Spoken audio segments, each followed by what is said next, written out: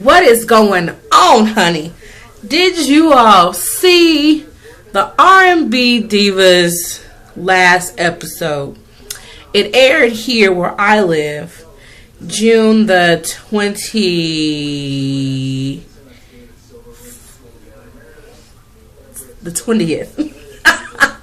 It aired the 20th, which was that Wednesday night. I was appalled. Okay, I told you guys I was doing the part 2, right? Well, after watching it, it came on at 10 o'clock Central Time. So I was too sleepy to do the whole part 2 commentary. But I'm awake, live and well. And I just had to go ahead and get this commentary started. Woo! It was juicy. Okay, first and foremost, you got Nikki, right? Because, okay, Angie Stone sparked up some little, concerns to everybody about the whole thing. And Kiki was concerned. I don't know why Kiki loved Nikki so much. I don't know. Maybe because mess like mess. I don't know. Yeah, I said it. But the thing is, what trips me out is you have Angie Stone doing this whole issue. She's concerned about the whole charity thing. And so basically the other girls, the other ladies are thinking the same thing. Selena ain't going to be there. And you got Tasha concerned. Tasha saw it firsthand but didn't say anything because she had the conversation with Nikki about the whole Brownstone reunion event / makeover event. And they had a discussion at the spa when they were getting their feet massaged or what have you. I don't know what kind of spa that was. I know water. I'm sorry. But so she was talking to Tasha about it, and Tasha thought it was just, a Brownstone, get together. But when she brings all the girls in, it's supposed to be a charity, So Angie Stone went in on her, like I told you in the first part. But basically, Kiki and Monifa decided to go ahead and, do it. But beforehand, Monifa invited Kiki over because Kiki and her husband wanted to get, the understanding of what they were doing. And of course, Nikki manipulated them, I'm not done. You got to do your effing homework. I'm like, what? And my thing is, okay, if I ask you a question about something that you're doing and you get all defensive about it, chances are you're guilty about something. Because if you're doing something for a good cause and I just want you to reiterate what you're doing so I'll know what I'm getting involved in, I would think you have no problem explaining to me what you're doing. That's just, But I mean, if it's underhanded, you get all defensive and stuff, to me it was just underhanded. And then they get ready to start and practice and prepare for this event, and she's having an attitude because they said the mics are not good. You know how, if you're a singer, I am a singer myself, not a, R&B diva, but, I do sing myself. And I mean, when you get ready to perform, you are in that diva mode. Honestly, it has to be right. You have to hear yourself. You have to make sure you sound good because it's all about sound is everything. Okay, and if it doesn't sound right, you can become a bit like, hey, these mics, And I mean, that was the issue Selena had, a long time ago, one of the first parts of the first season. But anyway.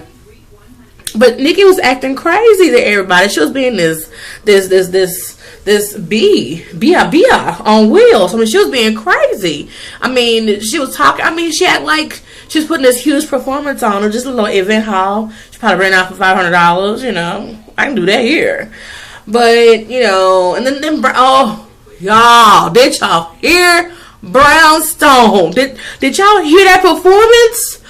I was so disappointed. All I could do was I wasn't there. This was a pre-recorded thing, and I felt like it was live, and I was embarrassed for them. Nikki made this whole big deal. Beyonce better watch out, and all this, whatever, talking herself up, and they sound like straight boo-boo. I mean, boo-boo. I mean, fresh boo-boo. Just stank. I'm not going to get graphic like that. All I got to say is the performance smelled like a fresh boo-boo with no courtesy flushes. That's all I got to say about that. That's all I got to say about that. That's how the performance sound. And it was horrible. I mean, what happened to their voices? I mean, she's having the one girl, what's that song? I don't want to rain on this parade. Okay, Nikki's part was like, you know, I'm not looking for just an affair. No, if you are not ready, that part, if you're not ready to settle down, sound like straight boo-boo, okay? It was just horrendous, okay? Let me sing how it's supposed to go. I don't wanna wait on this parade. I sound bad too, huh? But I'm starting to question the love that was made. I'm not looking for just an affair. Want a love that is based on truth, not just dare. It would not hurt my pride if right now you decide you are not ready to settle down. She said, if you are ready to settle. What the world?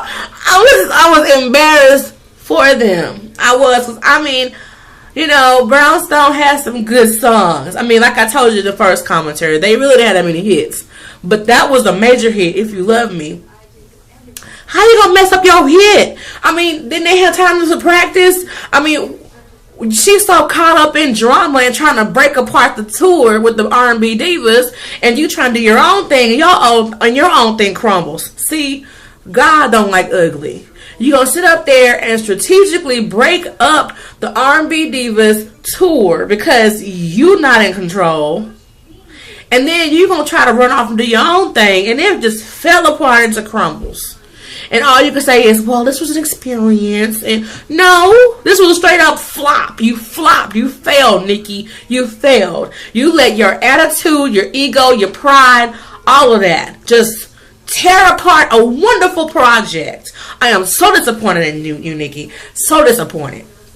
And I am disappointed in Brownstone for that horrible performance. I felt sorry for all those girls those ladies who had that makeover for self-esteem. I wouldn't want to do no runway on that song. I mean, you trying to build my self-esteem up and I got to walk on that song? Y'all singing like that? That's how y'all feel? That's how I'm supposed to feel about myself? I'm like, that's how I'm supposed to feel about myself. I'm listening to you walk. I'm listening to you sing, and I walk into that. Okay, my self-esteem will even go even low. It would just go even lower. I'm sorry. It just would go lower. I just can't believe. And Selena. Did y'all see Selena go in on Nikki? I was like, oh, yeah, I know my little camera issues. I have to get a new camera crew, y'all. My little camera crew just, you know. I'm gonna get better cameras one day. If I get more views and more hits, and you know, I can increase that or whatever. But right now, this is straight up home video. This is like the real reality TV right here. Video and camera just going all haywire, like ah. Anyway, yeah, I was just Selena went in on Nikki. I was like, brava, brava. Encore. I wish I had TiVo, baby. I would have rewound that. And for those who did, I'm jealous. I would have straight up TiVo, rewind that, DVR, whatever, rewind it, kept rewinding it. She said, what'd she say? Oh, y'all, I wish I had done the commentary the day I saw it. I can't remember what she said. If you remember what she said, write it below in the comments, because I forgot what she said. All I know, she said something, oh yeah, there's a place in hell for bees like you. I loved it. I loved it. Her hair was on, Selena's hair was on point, and she told her off. Wait a minute. Nikki bust out and told Selena, you work for me. You work for me. And Selena was like, I don't work for you.